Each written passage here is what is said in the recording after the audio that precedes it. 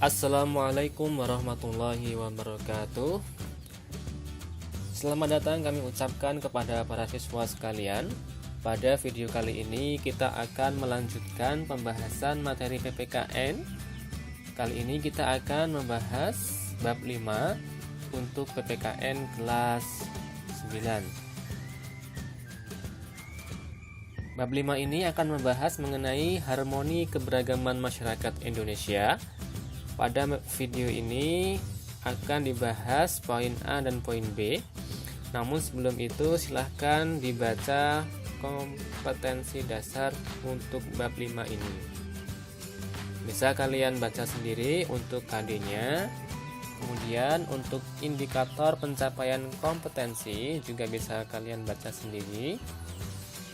Ini merupakan indikator pencapaian kompetensi dari bab 5. Baik, langsung saja kita ke materi. Untuk yang poin A, mengenai makna harmoni dalam keberagaman sosial, budaya, ekonomi, dan gender dalam Bhinneka Tunggal Ika.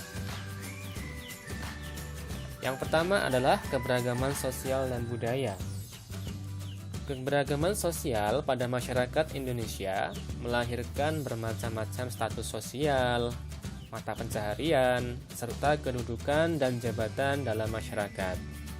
Karena manusia sebagai makhluk sosial tidak dapat hidup sendiri tanpa bantuan orang lain, sehingga dengan keberagaman tersebut setiap individu di dalam masyarakat akan saling membutuhkan dan saling melengkapi.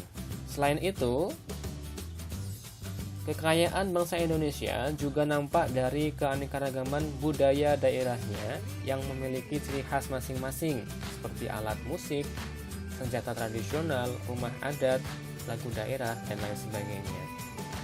Yang akan terasa harmoninya jika diselenggarakan festival budaya daerah. Itulah harmoni dalam keberagaman sosial budaya. Beraneka ragam tetapi menjadi indah dalam suatu harmoni. Yang kedua adalah harmoni dalam keberagaman ekonomi pada masyarakat. Kondisi perekonomian masyarakat Indonesia beraneka ragam sesuai dengan tingkat penghasilan, pekerjaan, jabatan, maupun latar belakang pendidikan yang ditempuhnya, sehingga taraf hidup masyarakat pun berbeda-beda. Ada yang ekonominya berkecukupan, ada yang menengah, dan ada yang di bawah.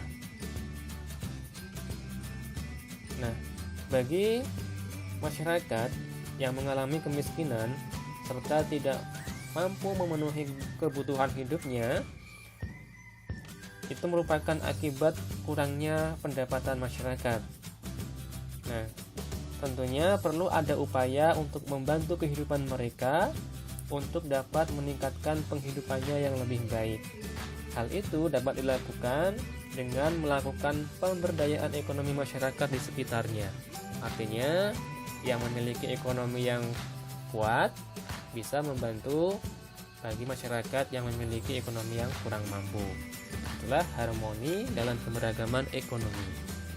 Kemudian yang ketiga, harmoni dalam keberagaman gender dalam masyarakat. Gender secara harfiah berasal dari bahasa Inggris yang bersifat jenis kelamin. Namun gender sebetulnya berarti suatu sifat yang melekat pada laki-laki dan perempuan. Gender menunjukkan pembagian peran, kedudukan, dan tugas antara laki-laki dan perempuan berdasarkan sifat-sifat yang dimilikinya.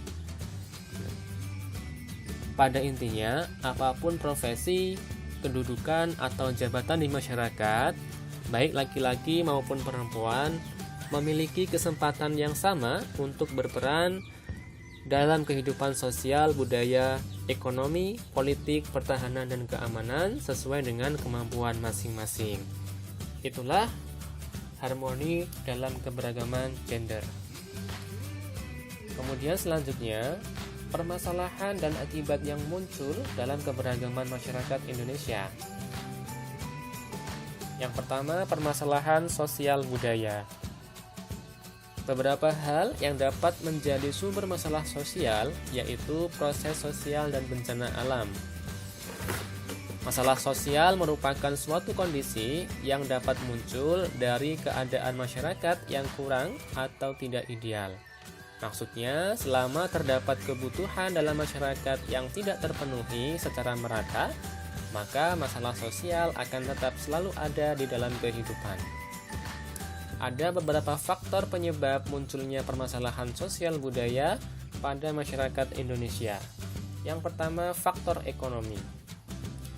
Permasalahan sosial yang disebabkan oleh faktor ekonomi, misalnya tidak seimbangnya antara pendapatan dengan pengeluaran, sehingga tidak tercukupinya kebutuhan hidup, terutama makanan, pakaian, tempat tinggal, dan jaminan kesehatan. Yang kedua, faktor budaya. Kebudayaan yang berkembang saat ini banyak dipengaruhi oleh kemajuan teknologi serta masuknya budaya asing. Gaya hidup yang cenderung meniru budaya asing juga memicu munculnya masalah sosial. Yang ketiga, faktor biologis. Faktor ini dapat menyebabkan timbulnya masalah sosial seperti kurang gizi, penyakit menular, dan lain-lain. Hal ini terjadi karena kurangnya fasilitas-fasilitas kesehatan yang layak dan dapat terjadi juga karena kondisi ekonomi maupun pendidikan masyarakat yang tidak mencukupi. Dan yang keempat adalah faktor psikologis.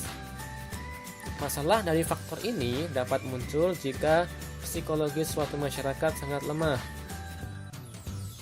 Misalnya, faktor ini juga dapat muncul jika beban hidup yang berat seperti yang dirasakan oleh masyarakat, khususnya yang ada di daerah perkotaan.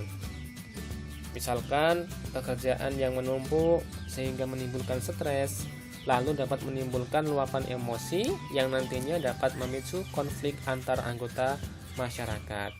Itulah beberapa faktor penyebab munculnya permasalahan sosial budaya pada masyarakat Indonesia. Yang kedua, permasalahan ekonomi. Kondisi permasalahan ekonomi pada masyarakat Indonesia diantaranya rendahnya pertumbuhan ekonomi, kemiskinan, pengangguran, kesenjangan penghasilan, inflasi, hutang luar negeri, defisit anggaran, ketidakmampuan industrial, ketidakmampuan mengelola sumber daya manusia, penguasaan iptek yang kurang, korupsi, masalah pangan, serta pembangunan yang cenderung tersentralisasi. Ini merupakan beberapa kondisi permasalahan ekonomi yang saat ini masih terjadi pada masyarakat Indonesia. Kemudian yang ketiga, permasalahan gender. Permasalahan gender pada masyarakat Indonesia berupa isu-isu umum yang berkaitan dengan gender, seperti kekerasan dalam rumah tangga, tradisi, adat istiadat, dan berbagai problematika dalam hubungan bermasyarakat.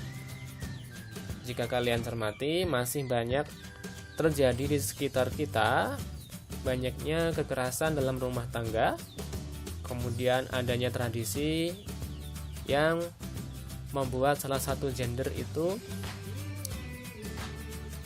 tidak mendapatkan keadilan. Nah, faktor penyebabnya biasanya adanya marginalisasi atau peminggiran ekonomi, adanya subordinasi atau penomorduaan, di mana ada penomorduaan suatu gender. Misalkan untuk beberapa pekerjaan diutamakan diisi oleh laki-laki dan perempuan kurang mendapatkan tempat. Nah, ini namanya penomorduaan atau subordinasi. Kemudian selanjutnya beban kerja berlebih, adanya cap-cap atau stereotip negatif, dan adanya kekerasan berbasis kodrat perempuan. Itulah beberapa faktor penyebab permasalahan gender yang terjadi di Indonesia. Mungkin itu saja untuk pertemuan kita kali ini yang telah membahas mengenai makna harmoni dalam keberagaman dan permasalahan serta akibat yang muncul dalam keberagaman masyarakat Indonesia. Semoga dapat bermanfaat. Silahkan bisa didiskusikan dalam forum kelas masing-masing. Wassalamualaikum warahmatullahi wabarakatuh.